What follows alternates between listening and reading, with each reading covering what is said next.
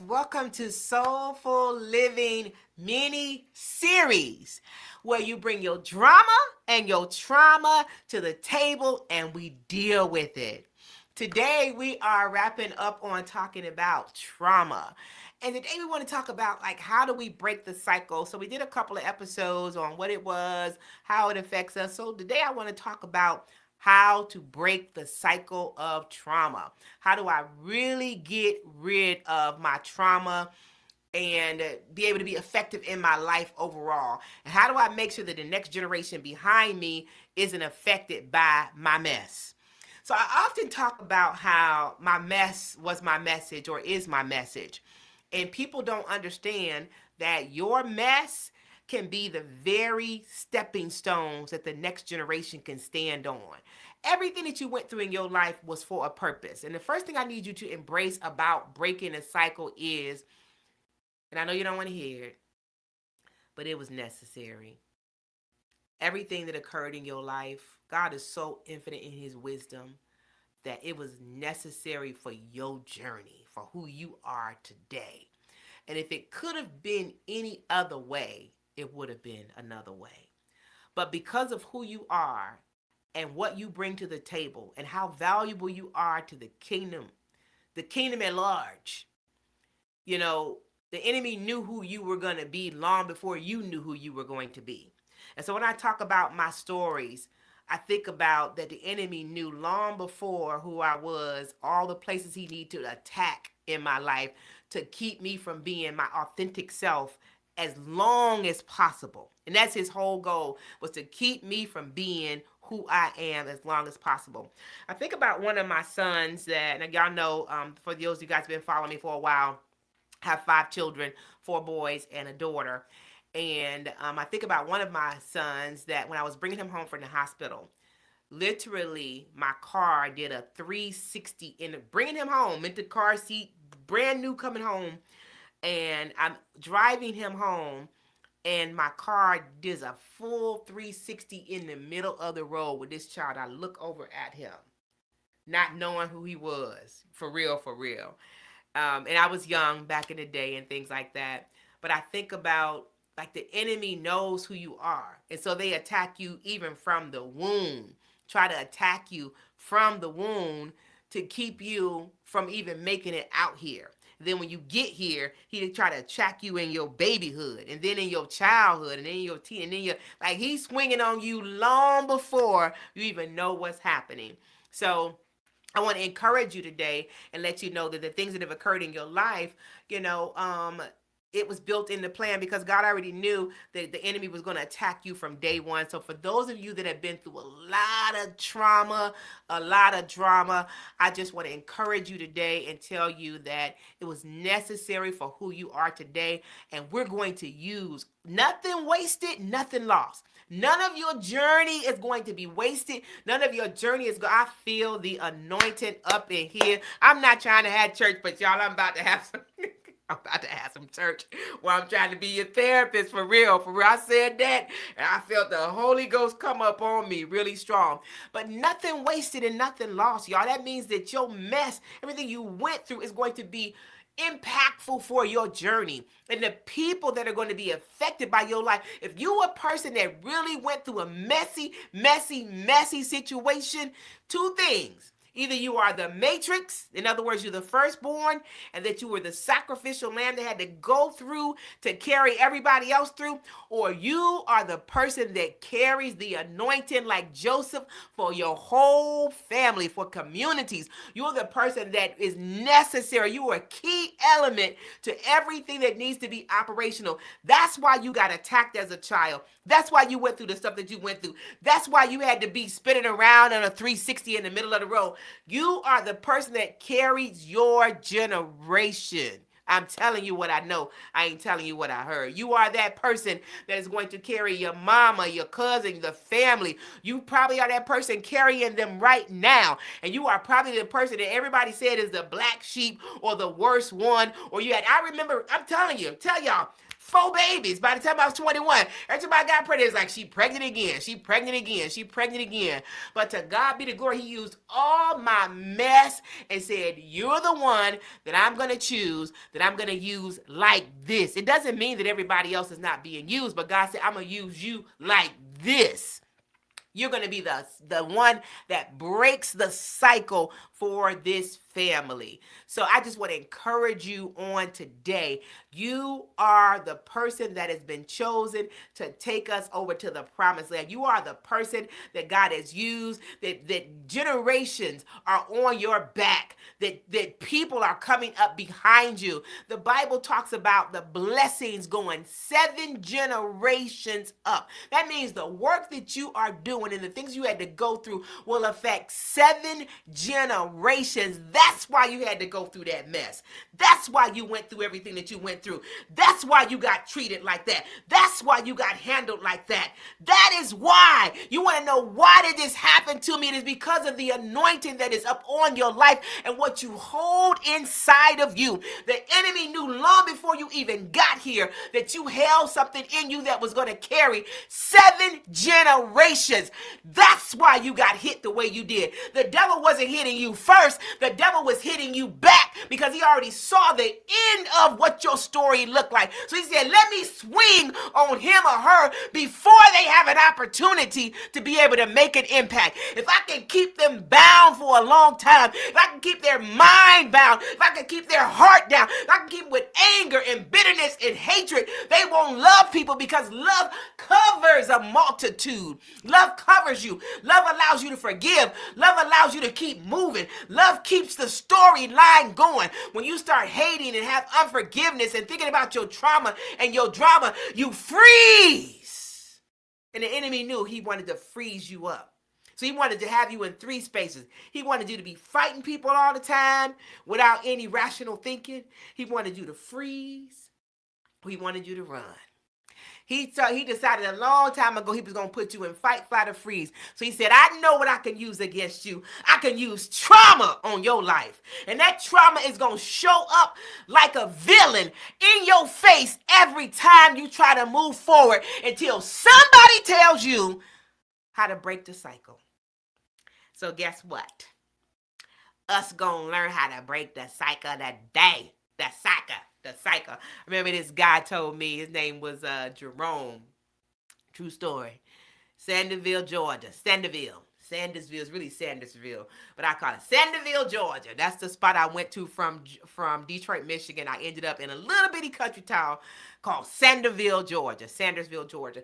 And I promise you, it had 3 street lights, 1 high school, 2 middle schools, and 3 elementary schools. I forgot what the population was, but like a little bitty country town in the middle of nowhere with red dirt. And this guy comes to my house, and I tell y'all I believe in angels. And I believe he was one of the angels assigned to my life. And he comes to my house. I promise he drove probably about 40 miles to my house to clean my car. And so detail my car. So when he gets there, he says to me, you know the Lord will succor you. He was talking country. I said, huh? He said, the Lord will succor you. I said, what do you mean? He said, if you don't get it right the first time, you gonna go around the cycle again. And I said, okay. And he said, you gotta learn how to come out the cycle so you can keep on moving. And I stood there listening to him as he was talking to me. I'm looking like this, y'all, just listening to him. He said, you gotta learn how to come out the cycle. Because if you don't come out the cycle, you're gonna be spinning around a long time. And I was young, about 21 years old by this time, 22. But I never will forget him telling me about the Lord cycling me. And so then my prayer has been, Lord, get me out of this cycle. When I'm in a messy situation, get me out of it. Tell me how to get off this merry-go-round. And so as we're talking today about getting off the merry-go-round of trauma. So trauma shows up every day, all day in so many different spaces. And we see it by sleeping in too much, being disconnected from people, You know that trauma even shows up in your finances. Like you can overspend, or you can underspend, or you cannot ask people for what your value is because somebody told you wasn't valuable enough. And so guess what? When you doing business, you won't even tell people, "No, you're gonna have to pay me $100 for that." You charge, give me $10, give me $5, but you really are worth $100. But your trauma says, asking for $5. And I want you to know that you are valuable. You're valuable. And so when you think about like getting outside of your trauma, the first thing you got to do is name your pattern. Like, what do you keep doing on repeat that's messing you up? What kind of relationships do you have with people, money? Like, there's actually a real relationship with money, y'all. Like, are you the kind of person that hold on to it? And so you got a lot of money saved away, but you won't even buy yourself, I don't know, a new coat. Like you need a coat, but you won't buy a coat. Or you need a car, and you got money in the bank, but you won't buy yourself a car. But you got enough money to buy a car. Like, what's the relationship? Why are you holding on to money? What's the relationship with people? Like, when you get into relationships with people, do you give yourself permission? Y'all hear me say that all the time. Give yourself permission to be vulnerable. Like, you can't say, "Oh, this person hurt me, that person hurt me, or I got cheated on, or I got mistreated. People always handle me." So the next people you meet, you're not authentic with them. You're not vulnerable with them. Like, you gotta give yourself permission to be vulnerable around people, so you can be your authentic self. Like, what patterns do you keep doing? Are you the kind of person where you keep getting a house, losing a house, getting a house, losing a house? Do you have relationship where you have your relationship with people and it lasts for like 8 months, 9 months, and you break up with them? Like, that's trauma because you haven't had relationships that were effective, so you break up with people on purpose. Like, that is your trauma. What is your pattern? I want you to think about that for a second, and we'll come back in just a few minutes. Get some paper and pencil and come back in 2 seconds.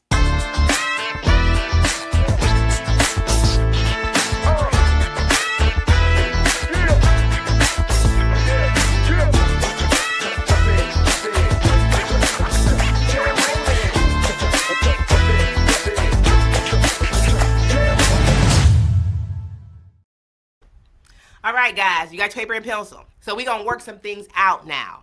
So you got your paper and pencil. And moving forward, when you sit down in front of me, bring some paper and pencil. I'm actually giving you therapeutic approaches that I use with my clients. The things that I'm teaching you are actually things that we do in session. So that's why I said, go grab you some paper and some pencil so you can write some of this stuff down. So now, you're going to identify your patterns. What are the patterns, the things that you keep doing on repeat? When you get upset, what's your default? Do you go to bed? Do you quit jobs? Do you throw everybody overboard? Like, what's your particular default method that you do? What is the pattern that keeps showing up in your life? So write that down. And these exercises, I want you to actually journal this stuff out. Like, when we hang up and y'all go and I see you next week, when we come back to the table, I'm going to say, did you do your homework assignment? All right. The next thing is, like, we got to find the root of why you keep doing that. So if you have an issue, say, with money, like you hold on to money or you never have enough of it, what's up with that? Like, you're super intelligent. You probably one of the smartest people I know. Why don't you have enough money? Why don't you go to school? Why don't you get a second job? Why don't you charge for the services that you charge? Like, you're smart. Why don't you? Like, what's up with that? Do you not feel worthy to tell people, hey, I'm going to let you come in here and I'm going to give you this and you're going to pay me this amount of money? Do you not feel worthy to go to school? Do you like, why are you in that relationship with that person who's dogging you out, treating you like that? Why? Do you not feel like you can get anybody else? Like, I want you to ask yourself real why questions, because you are super smart. So there's nothing up here that I'm saying that you're like having this, oh wow, I never heard that before. You did hear this before. You know that you're smart, you're pretty, and you need a second job if your finances are tight. If you can't get your light bill paid, you know how to call the people and set it up on the the thing where they set it up on the payment plan, but you don't. Why? What is that about? So I want you to ask yourself a real why question. Why am I doing this?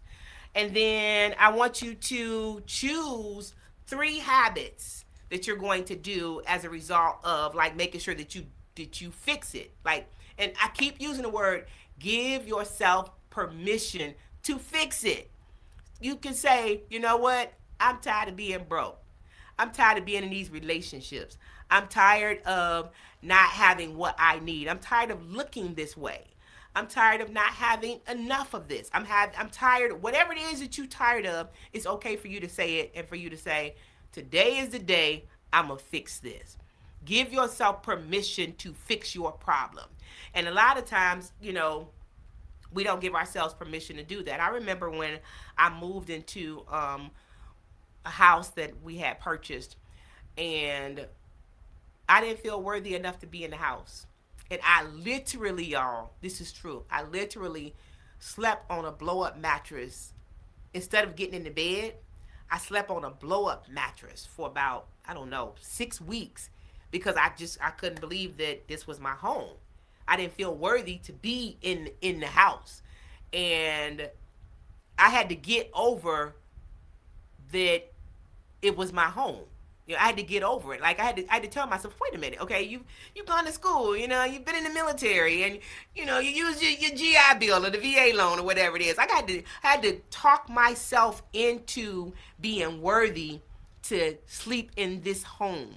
Seriously. I mean, that's what trauma does to you. It'll make you say you're not even worthy to have this. And so if you're looking at your problems and identifying the roots of the things that are going on with you, you got to look at like, why like I couldn't figure out like why don't I lay in the bed? And I had to say, you don't feel worthy to be here. And I had to tell myself, you are worthy to be here, sweetheart. And then I had to tell myself, you've done this, you've done this, you've done this, you've done this, you deserve this. And I need you to do that for yourself too. I need you to tell yourself, you've done the work. You deserved this quality of living. You deserve this relationship. You deserve this home. You deserve this job. You deserve this business. You've put the time and you put the work in, and don't sabotage yourself. And that's what happens with a lot of time with trauma. People end up sabotaging themselves because they don't feel worthy to be there. But I want you to use those I am statements too to say, I am, and whatever it is, you are worthy of that. So getting support, I want you to look at, we've already talked about the different levels of support and things like that.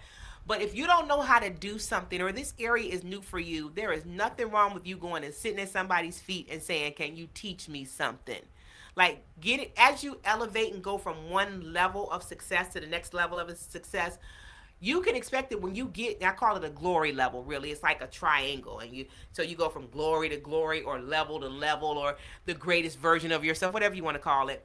But the point is that as you're growing from one level to the next level, you don't know what to do at that level. You knew what to do at this level. So now you need help at that level. So every level you go to, you need a new person to teach you something. So you should always, as you're growing and you grow into your next pyramid of success, you want somebody to teach you something. You need to be sitting there. You don't know the answers. And it's okay for you to say, I don't know. Can you teach me something? We talk about breaking the cycle, guys. Breaking the cycle. You get somebody that can tell you something that you don't know how to do. You need somebody with more experience. You need to be able to look at somebody, and we call it learning by proxy. That means that I should be able to sit next to you and see what you're doing and do it. And the sooner I can look at you and see what you did and fix my life because I can see what you did, the better. So that's what you want to do. You want to be able to learn and acclimate. It's called acclimation. You want to like acclimation, assimilation, by proxy, whatever the word you want to use. It just means I looked at you, I saw what you had on, and I said, I'm going to buy that outfit. I looked at you, I saw that you were writing down notes when you were taking in the classroom. I'm taking notes now. I saw you recording instead of using a notebook. I'm doing that. You ain't got to tell me. Let me see it. And then I immediately implement it. That's what a lot of people don't do. They don't use immediacy. Immediacy is as soon as you see it, implement it. As soon as you create it, put it in the cycle. I was working with somebody yesterday and they were creating these really cute keychains and things like that. So I went home and laid down and I thought about where could we put these keychains at and things of that nature. As soon as you see it, implement, execute, execute, execute. Remember that. Think about it, execute it, because all you can do is fail. That's it. The worst thing that can happen is it don't work. So while you spinning around making circles and maybe this and maybe that, just implement. If it works, it works. If it doesn't, it doesn't. But just implement. I also want you to think about your triggers. We talked about that earlier, identifying your triggers. The key word for identifying your trigger is when you feel any kind of way: mad, sad, glad, or afraid. Those are the four core emotions: mad, sad, glad, or afraid. When you feel one of those emotions, your emotions guide you. They tell you something. So when you feel one of those emotions, mad, sad, glad, or afraid, ask yourself, what did I just think about that made me think? What happened 30 seconds before I felt this intense emotion of mad, sad, glad, or afraid? Identify. That's how you identify what is a trigger. And let me use the word trigger. Triggers don't necessarily have to be a bad thing. Triggers can be a good thing. Just like stress. Stress is not necessarily a bad thing. Stress can be a good thing. So there is good stress. There are good triggers. Like what is a trigger? What's implementing? What made me, when we first started on, what made me get my shout on for, like, go right in? I said I felt the anointed. When I use that phrase, nothing wasted, nothing lost, that means every moment that I get up here and get on this podcast, everything God ain't wasting no time with us, y'all. And I just got excited when I thought about that God is going to use every piece of my life, my drama, my future, people, situations, every outfit, every pair of shoes, every crumb. He ain't wasted nothing about my life. It fully excited me. That was a trigger for me, getting amped up on this thing. It triggered me to go in. So I want you to be able to identify your triggers, and triggers are good and bad. So just remember that. And then I want you to also use the techniques. We talked about breathing techniques. So brain and heart cohesion. So your brain and your heart have the same cells in them, y'all. Yes. The cells in your brain and the cells in your heart have identical cells on them. And so, when you say you have that gut feeling, you say, I got a gut feeling about this or that, what actually is happening is you have brain cells in your heart, and they can feel the space. They can feel, they're thinking. Your heart is literally thinking and feeling the space, and you have intuition or gut feelings, but it's really because of that. The way that you collaborate with those two things, you bring those two together, we call it brain and heart cohesion, is deep breathing. Looks like this. Take a deep breath in. Hold it. Blow it out. Deep breath in.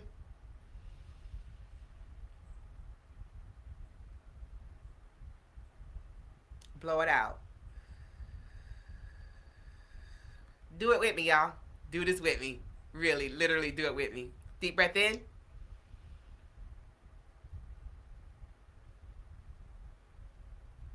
Blow it out. One last time. Deep breath in.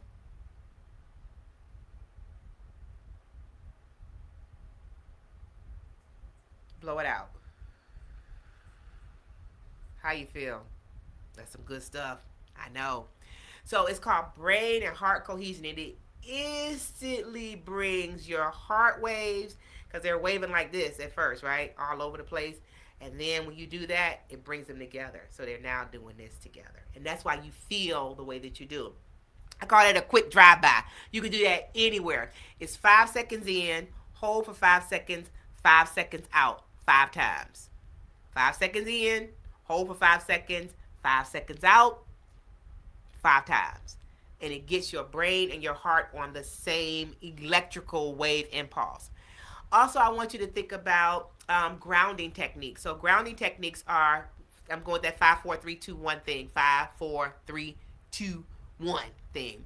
Find 5 things, and you're going to use all 5 senses. So you're going to find 5 things you can look at. 1, 2, 3, 4, 5. 4 things you can touch. 1, 2, 3, 4. 3 things you can hear.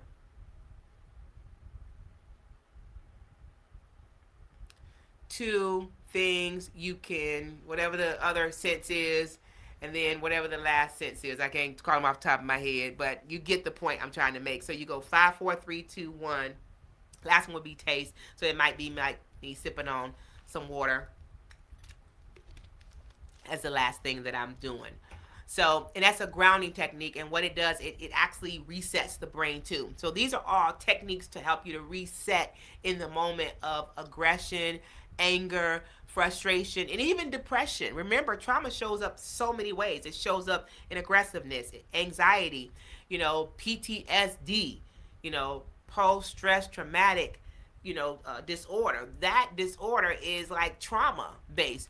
And so you need these techniques to be able to ground you throughout the day. And then making sure that you have clear boundaries and clear limits. There is nothing wrong with you setting up boundaries with people, speaking up for yourself and telling people this is what you need so that you can feel better about yourself. Nothing wrong with that. So don't be afraid to have a voice. Don't be afraid to tell people no. Don't be afraid to tell people not right now. One of the biggest phrases that I learned, my mentor taught me this, is let me think about it. That was one of the biggest phrases that she, instead of me just automatically, impulsively going in and saying, yes, I'll do it, just to say, let me think about it. I'll get back with you. And then that way it sets clear boundaries, it's limits. I have a chance to think about the next thing that I want to say to the person before I say it. Like, let me think about it. Take some time to think through part A, part B, the consequences, the barriers to success, who I need for so all the things we've talked about previously. Take time to think about it. If you're making decisions and you haven't had a chance to think about it and it's moving based on fear, I remember I used to parent in fear.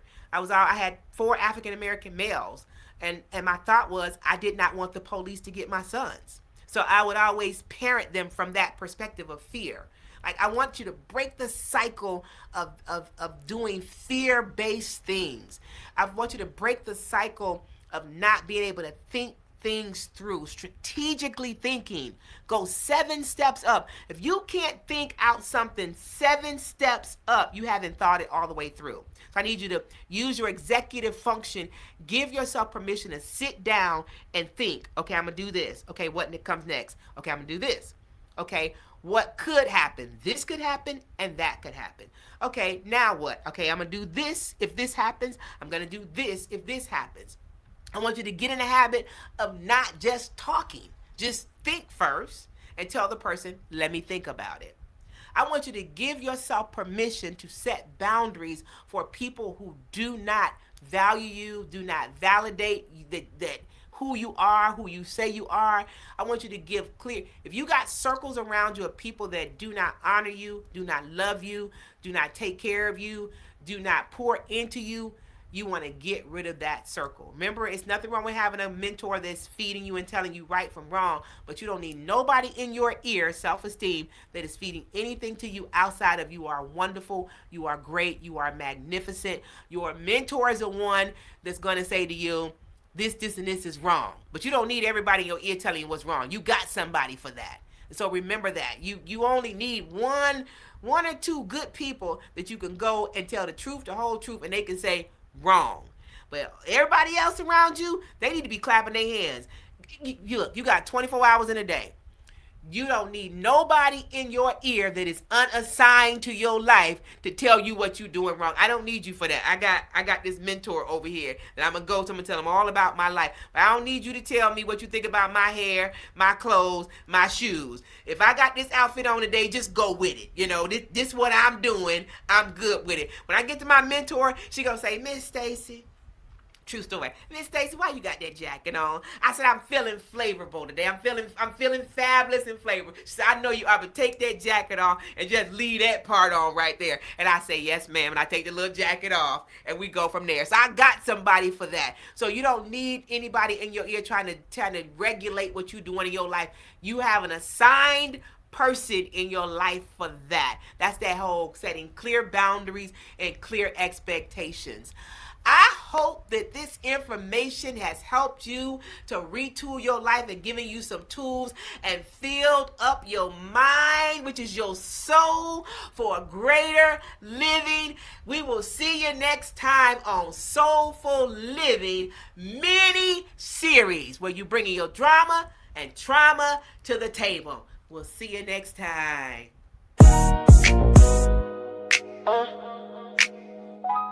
SKST Radio, street grind entertainment. Beats by bro, yeah, we bring the flavor and the payment.